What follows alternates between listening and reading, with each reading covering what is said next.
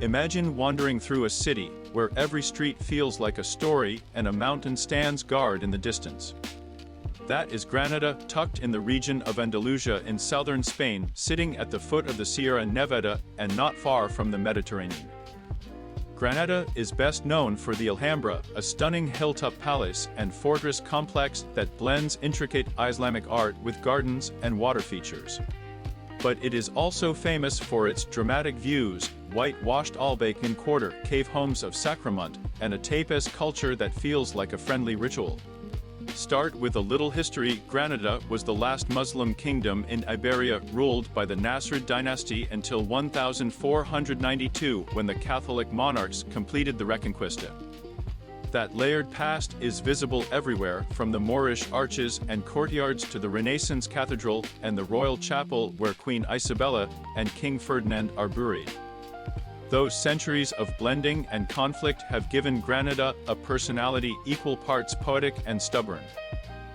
Walk the narrow, steep lanes of the Albaicín and you will see white houses leaning into each other, wrought iron balconies, potted geraniums, and tiny plazas where locals sip coffee and chat. The atmosphere mixes ancient charm with a lively student energy thanks to the university. Mornings hum with bakery scents and the clink of cups, afternoons slow into siesta and tapas time, and evenings brighten as people pour onto terraces to watch the sunset wash the Alhambra in gold. The climate is Mediterranean with continental influence. Summers can be hot and dry, often above 30 degrees Celsius, while winters are mild in town but snowy up in the nearby mountains. This contrast means Granada is versatile as a destination. The best times to visit are spring and autumn when the weather is pleasant, the light on the Alhambra is soft, and the crowds are smaller. Winter can be magical too if you want to ski in the Sierra Nevada in the morning and enjoy a warm evening in town. Everyday life here feels relaxed and social. People move between cafes, markets, and family homes. Tapas are a cultural touchstone. In many bars you get a small free dish with a drink, a tradition that turns mealtime into a light social experience.